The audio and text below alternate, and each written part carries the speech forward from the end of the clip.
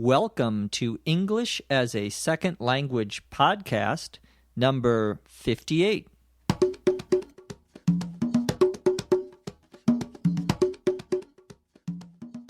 Welcome to English as a Second Language podcast, episode 58. I'm Dr. Jeff McQuillan from the Center for Educational Development in Los Angeles, California. Beginning with this podcast, number 58, we are going to add something at the end of our podcast. Normally, we read the dialogue or the story slowly, then we have explanations of it. We are still going to do that. We will continue to do that.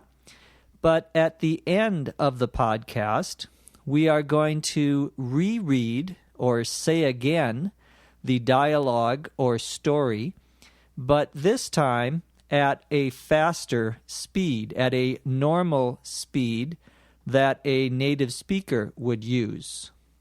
So you're going to hear the story or dialogue slow, then the explanations, and then the dialogue or story again, but at regular rate. This way, you can see how much you've learned, how much more you understand, and if you are an advanced speaker, you can listen to this to help you with your listening comprehension. Of course, you can skip or just go directly to the fast version at the end of the podcast if you want. In this podcast, Lucy is going to talk about getting ready for work on Monday mornings. Here we go.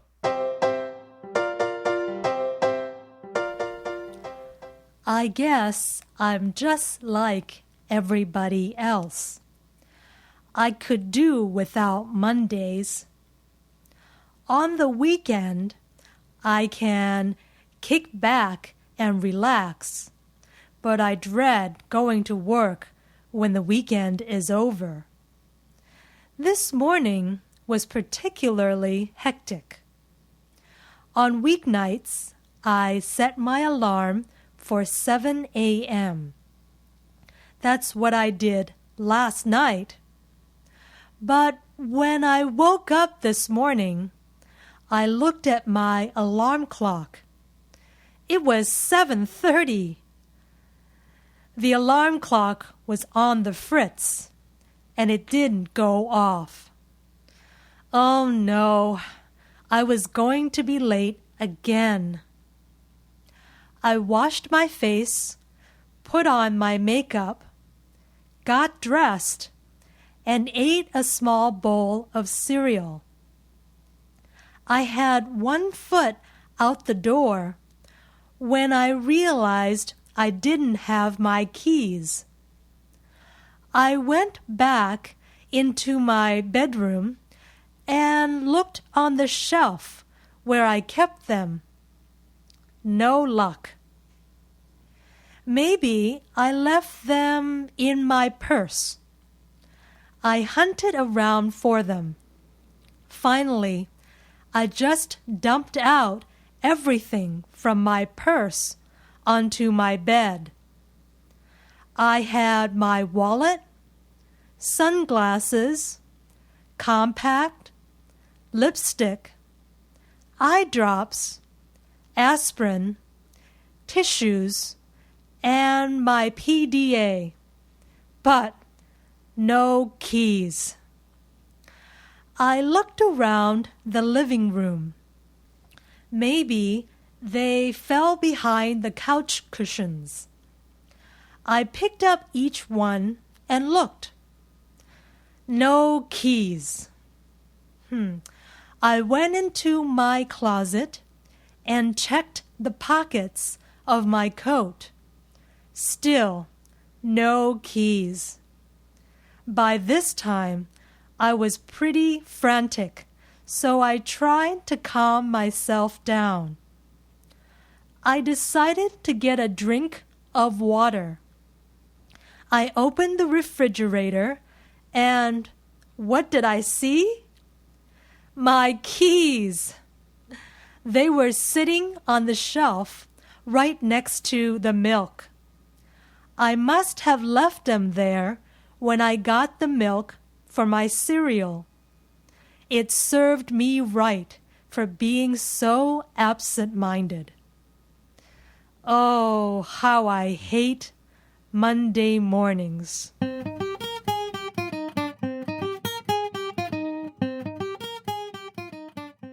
Lucy talked about the problem she had when she lost her keys. She couldn't find or locate her keys. She said that she could do without Mondays. That expression, I can do without, means I would prefer not to have Mondays or not to have whatever you say. You can say, I could do without the noise outside my window, means I don't want the noise outside my window. Lucy said that on the weekend, she can kick back and relax. To kick back means the same as to relax. It usually implies that you are sitting down and you are relaxed. You're very calm and you're not working or doing anything that is stressful. She said that she dread going back to work. To dread, D-R-E-A-D, means to really hate, to really not want something. I dread talking to my boss. And notice we use that expression dread plus a gerund or a verb that ends in ing. So I dread going, I dread talking, I dread walking. Means you don't want to do it. Lucy said that this morning was particularly hectic. Hectic, H-E-C-T-I-C. Hectic means very busy, too busy. When you are so busy that you can't think, it's too much going on. She said on weeknights, she sets her alarm for 7 a.m. Weeknights are, of course, Monday, Tuesday, Wednesday, Thursday, Friday. Those are weeknights. Her alarm is, of course, her alarm clock, that your clock that has a radio or maybe something that makes a sound. We call that a buzzer that wakes you up. Unfortunately, Lucy's alarm clock was on the fritz. To be on the fritz means to be broken. We say that about anything, machine, your car, anything that is like a machine. We can say when it is broken, it's on the fritz. Because Lucy's alarm clock was on the fritz, it didn't go off. The verb we use for an alarm is to go off. Did the alarm go off? Meaning, did it sound? Did you hear it? Lucy said that after she got up, she washed her face and put on her makeup. Makeup is anything that you put usually on your face, like lipstick, which is the red stuff that usually women, put on their lips, and it can include anything that you put on your face to make yourself look more beautiful. I do not put on any makeup because nothing would make me look more beautiful.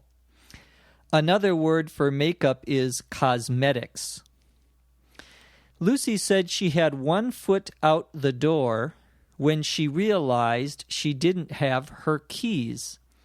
To say you have 1 foot out the door means that you are already in the act of leaving. You are already leaving your house or leaving your place where you are. And we usually use that expression when something else happens that makes you have to stop and go back. So I had 1 foot out the door when I got a phone call from my mother, meaning I had to stop and go back and answer the phone. Lucy said she looked in her bedroom and she looked on the shelf where she kept them, but no luck, meaning she didn't find them. I went to the store to find some milk, but they were all out of milk. No luck, meaning I didn't find it. She looked in her purse, and a purse is, of course, what a woman often carries that has things inside of it, many things inside of it. She said she hunted around for her keys. To hunt, you probably know, is when you shoot or try to kill an animal, such as a deer or some sort of bird. But we also use that expression to hunt around to mean to look for all over the place. Lucy said that she dumped out her purse. To dump out means to empty, to take everything out of. Often it means if you have a bag or a purse, for example, and you put it upside down so that the top is on the bottom, everything falls out of it. You dump it out. She had many things in her purse. She had her wallet. A wallet is where you keep your money, your credit cards, your driver's license. She had sunglasses. Sunglasses are, of course, what you wear to protect your eyes. They're usually dark. Lucy had a compact in her purse. A compact is a small, flat, like a box, and inside of it there is powder that you put on your face to make you, more beautiful. Lipstick is, you probably know, as I mentioned before, usually red, some type of red that women put on their lips. Eye drops, if you have problems with your eyes, you have contacts, for example. Contacts are little lenses, like little glasses, but they go right on your eye. We call those a contact. You sometimes have to use eye drops, little, it's a liquid like a water that you put in your eyes so that they are not dry. Eye drops. Aspirin is what you take when you have a headache and you want to get rid of the pain for something. You can take aspirin. Tissues are the same as paper tissues. Tissues are things that if you have to blow your nose, for example, you would want to have a tissue made of paper. Finally, Lucy said she had her PDA. PDA stands for, or means, Personal Digital Assistant. It's something that you use to put your calendar, your appointments, your address book, notes to yourself, many different things on your PDA. Palm, for example, makes a lot of PDAs. She couldn't find her keys in her purse, so Lucy looked behind the couch cushions. The couch cushions are things that you sit on in a couch or a sofa. She looked all around, and she was pretty frantic To be frantic means to be very concerned, to be very worried. She tried to calm herself down, meaning she tried to relax. She finally found her keys in the refrigerator next to the milk where she had left them, and she ended by saying, "It served me right for being so absent-minded." To serve you right means that you deserve it, that it is just that happened to you. He was going too fast on the freeway, and the policeman gave him a fine or a ticket. It serves him right, meaning he should have had that happen. It was his own fault. Absent-minded is when you forget things. Where is my shirt? I can't find it anywhere. Oh, here it is. I'm wearing it. That would be very absent-minded. Okay, now we're going to listen to the dialogue or the story again at normal speed. Here we go. I guess I'm just like everybody else. I could do without Mondays. On the weekend, I can kick back and relax, but I dread going back to work when the weekend is over. This morning was particularly hectic. On weeknights, I set my alarm for 7 a.m. That's what I did last night. But when I woke up this morning, I looked at my alarm clock, and it was 7:30. The alarm clock was on the fritz, and it didn't go off. Oh no, I was going to be late again. I washed my face, put on my makeup, got dressed, and ate a small bowl of cereal. I had one foot out the door when I realized I didn't have my keys. I went back into my bedroom and looked on the shelf where I kept them. No luck. Maybe I left them in my purse. I hunted around for them. Finally, I just dumped out everything from my purse onto my bed. I had my wallet, sunglasses, compact, lipstick, eye drops, aspirin, tissues, and my PDA, but no keys. I looked around the living room. Maybe they fell behind the couch cushions. I picked up each one and looked. No keys. I went into my closet and checked the pockets of my coat. Still, no keys. By this time, I was pretty frantic, so I tried to calm myself down. I decided to get a drink of water.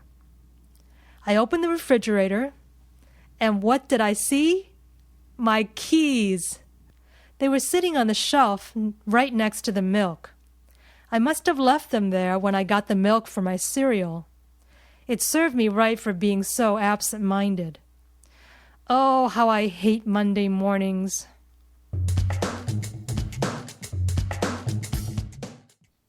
That's today's podcast. Remember to visit our website at www.eslpod.com